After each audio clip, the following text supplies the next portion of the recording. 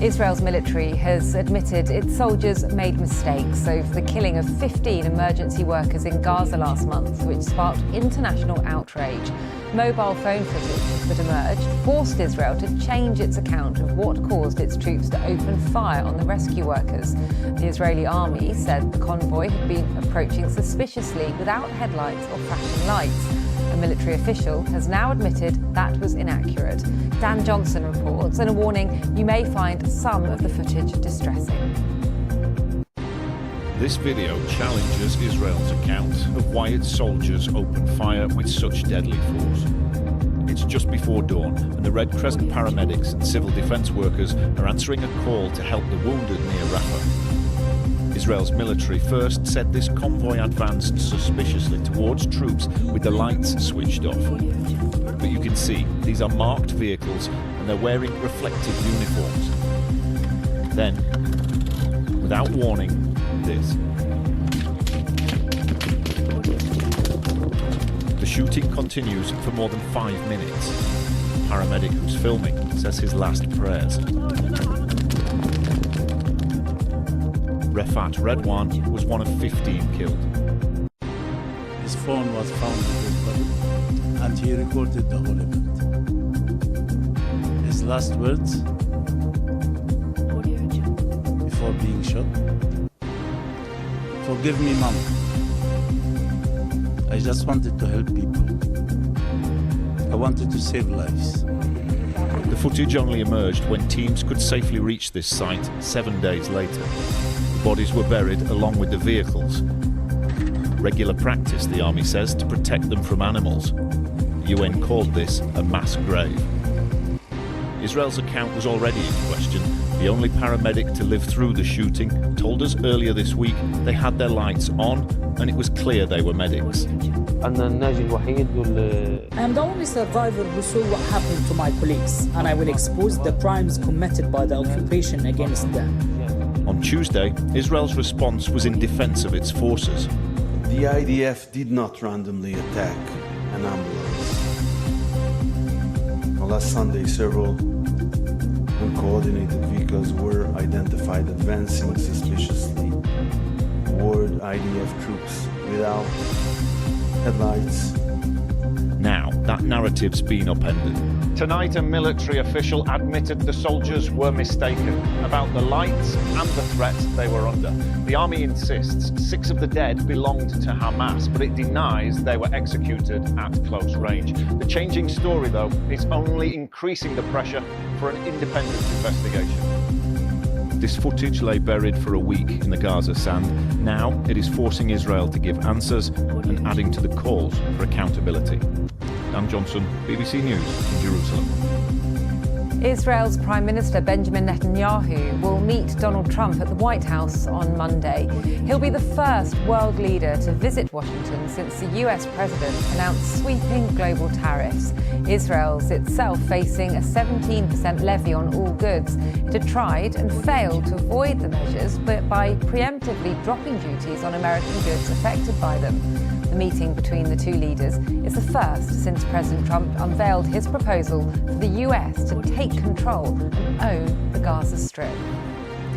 Meanwhile, the British Foreign Secretary David Lammy has said it's deeply concerning that 2 Labour MPs were detained on a visit to Israel. Abdesam Mohammed and Yuan Yang were both refused entry into the country by Israeli immigration officials after landing at Tel Aviv airport on Saturday night. According to Israeli media reports, they were denied entry because they intended to spread hateful rhetoric against Israel, the Israeli population and the immigration authority. In a statement, David Lammy said, "I've made clear to my counterparts in the Israeli government that this is no way to treat British parliamentarians, and we've been in contact with both MPs tonight to offer our support." Tom Simons reports. Abdesam Mohammed, a Sheffield MP, and Yuan Yang, who represents a Reading constituency, were detained yesterday trying to enter Israel. The British government said they were on a parliamentary delegation. Both are certainly strong critics of Israel's military action in Gaza and the death and destruction it's caused. But media outlets in Israel, quoting the country's authorities, said the MPs admitted when questioned they would be spreading what was described as hateful rhetoric against Israel. The Foreign Secretary David Lammy said on X, "It is unacceptable, counterproductive and deeply concerning that 2 British MPs on a parliamentary delegation to Israel have been detained and refused entry by the Israeli authorities. I've made it clear to my counterparts in the Israeli government that this is no way to treat British parliamentarians." The 2 MPs have both put pressure on their ministers to introduce sanctions against Israel. Ethnic cleansing is taking place before our very own eyes and the world remains silent. Will the minister confirm that Israel must allow Palestinians to return to northern Gaza and that any settlements there would be illegal? We would like more action, and we do not think the current action is enough. And so I would like to remind him of the comments previously made by the Prime Minister on looking into sanctions against Minister Ben Gvir and Minister Smotrich for their comments supporting the illegal resettlement of northern Gaza. Yang Yuan, a former Financial Times journalist, has also highlighted the lack of access for the media in Gaza, preventing first-hand reporting. The MPs are expected to release a statement tomorrow. An aide for Yuan Yang said the priority was getting them back to the UK as quickly as possible. Tom Simons, BBC News. Well, Yaakov Katz is a senior fellow at the Jewish People Policy Institute and a former editor-in-chief of the Jerusalem Post. I asked him why the British MPs had been detained. I think that what we can definitely say is that Moshe Arbel, the Interior Minister, doesn't make these decisions independently. This is based on information that he receives definitely from security authorities as well as from the Ministry of Foreign Affairs, some intelligence, basically indicating what these MPs might be doing. But just to give some context to it, it's not the first time that Israel has done something like this to elected officials that it fears might be coming to the country to stir unrest. A few years ago, during the first Trump administration, 2 Democratic members of the House of Representatives, Rashida Tlaib and Ilhan Omar, well-known and very vocal, vitriol critics of Israel, came and tried to enter the country, and they were also denied entry. So this is something that Israel very rarely does, even when engaging with friends of it, like the United States or the United Kingdom. So I think that what we're looking at is really a delicate balance between Israel's interest and, of course, maintaining and preserving very important political, diplomatic, cultural relations with these countries, but at the same time, making sure that people, like any country, is allowed to prevent people from entering who are going to undermine the fabric of society and try to cause harm to the state of Israel. Well, let's get more of this by going live to Jerusalem and join our chief North America correspondent, Gary O'Donoghue. Gary, first of all, how? We're talking about these 2 British Labour MPs being denied entry on Saturday night. How is that being reported in Israel? Well, the facts of it are being reported as you'd expect, and we've actually had some contact with one of the MPs who said they wouldn't be saying anything until they got back to the UK. I can tell you that we've just heard from the Interior Ministry here who say that those 2 MPs, and presumably, although we'll check this with their 2 aides, left the country at 6 a.m. this morning, so that's about 3 hours ago. So they should be back in the UK in short order, and that's when they said they would make a statement about what had happened to them. But effectively, they were denied entry, and the Israeli authorities have been saying because they were here, not on an official delegation, which is something the Foreign Office has contradicted, and also because they were here, according to the Israelis, to spread hatred. We'll see what the MPs themselves have to say when they land, but this has clearly caused a lot of tension between the government in London with the Foreign Secretary describing it as unacceptable and saying this is no way to treat a delegation of parliamentarians. Yes, the reasons given were that they intended to spread hateful rhetoric. Do we understand what they mean by that? No, we don't. There's been no elaboration on what they meant by that, and of course that doesn't sound like something you would say if you were questioned, does it? I'm here to spread hateful rhetoric. So we'll see what their account of that interview and that interrogation was when they land. But clearly these two MPs have a background. The Israeli authorities will know that background, know what they've said on the record in Parliament about Israel and about Israel's activities. And I've no doubt that will have been part of the judgment here.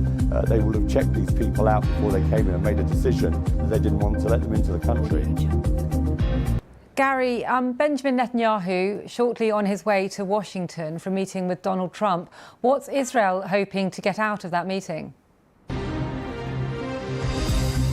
Well, it's his second visit, isn't it, to Washington since the election, since the US election, or since Donald Trump took over on the 20th of January again.